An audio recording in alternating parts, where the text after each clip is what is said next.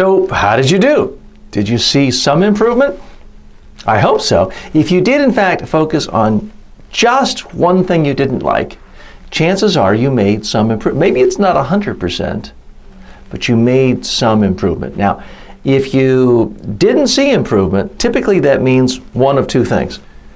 Number one, you tried to fix 5 or 10 things. You didn't focus on just one thing, and the mind scatters.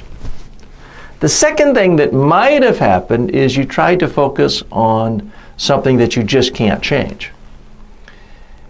If you're 12 years old and you want to sound like you have a big, deep, old man voice, A, you can't really do that without sounding ridiculous. B, you don't need to do that. There's nothing wrong with your voice right now.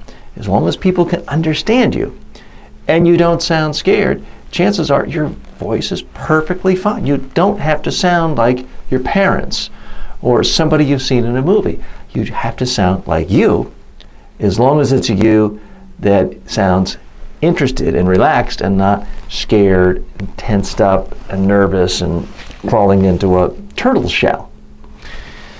So here's what I need you to do now. I need you to go in, look at the list of things you like and how you're presenting. Look at the list of things you don't like. I need you to practice again on video. Review it again. Figure out what you like, what you don't like. Now here's the key. This is really the most important lesson of this entire course. You're not going to like this, but I'm going to tell it to you. It's not hard to do in the sense of learning how to dunk a basketball or learning how to be an Olympic caliber gymnast. Those are hard things to do. What I'm about to ask you to do is hard in the sense of like cleaning up your room. It's hard to get motivated to clean up your room, but we can all clean up our room if we just focus on it and do it until it's done. So here's what I'm going to ask you to do. I need you to practice your talk again on video. Look at it and keep doing it until you like what you see. Maybe that only takes one more time. Maybe it takes 10 times, 20 times. But if you really want to be well prepared for this classroom presentation, this presentation to your chess club after school, whatever the presentation is, if you really want to be comfortable, you need to have a role model for yourself. I can't be your role model. Your parents, your teachers can't be your role model for this. If you want a great role model for your presentation, it needs to be you. And that's why you need to practice on video. If you can give your presentation, record it on video, and look at it and say, wow, that's great. If I can come across half as well as that student, I'll be the star of my entire classroom or my scouting troop or wherever it is I'm speaking. That's where I need you to be. You can do it. You just have to put enough time into it. And this will get easier and easier and easier as you get older and you do this regularly. And you'll get to the point where you really will only need to practice once on video, typically. But this is critically important. Most people don't want, most adults never do this because they're too lazy. Now is your time to build new, strong habits that are going to last you a lifetime. It's going to help you not just for this course or not just for this presentation next week. It is going to help you for a lifetime if you learn the discipline of doing this. Again, it's not a hard thing to do. It's just not something people like to do. People don't like to look at themselves. People at every age don't like something about their face or their voice.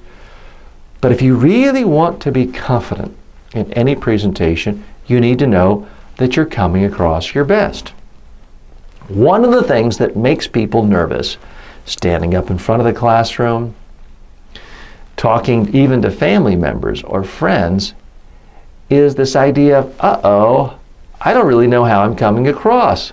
Maybe I look nervous. Maybe I look scared. Maybe I look uncomfortable. Well, guess what? You might actually look nervous, uncomfortable, or scared. If you don't know how you're coming across, then you just don't know. So chances are you might actually look awkward or uncomfortable. You probably look in a mirror before you go to school in the day because you want to make sure, or some family member, your mom or dad, they want to make sure you don't have grape jelly on your face. And they want you to see that. So we look at a mirror before we leave the house quite often. If you're writing any sort of papers yet, you typically will want to run it through a spell check or look at each word and do it yourself to make sure you're spelling things correctly. Well, it's the same thing with your presentations. You need to practice it on video until you like it. So this is one of the few courses in life where you don't have to please the teacher. It's not about me telling you you pass or you fail. And at this stage, it's not about your teacher telling you you pass or fail. It's about you deciding if you pass or fail. Because even at your young age, you've already seen speakers that you thought were boring, not very good. They got to fail in your book.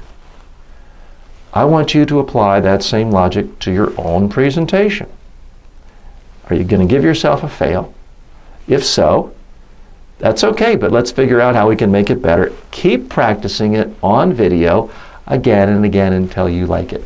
Once you've done that, you're going to be ready to give the best possible presentation you can on this topic. But if you haven't seen a video of yourself that you like, then you're going to be nagged by doubts. Insecurity is going to creep in to how you present, and that's no good. So please, do that now. Keep practicing on video until you like your presentation.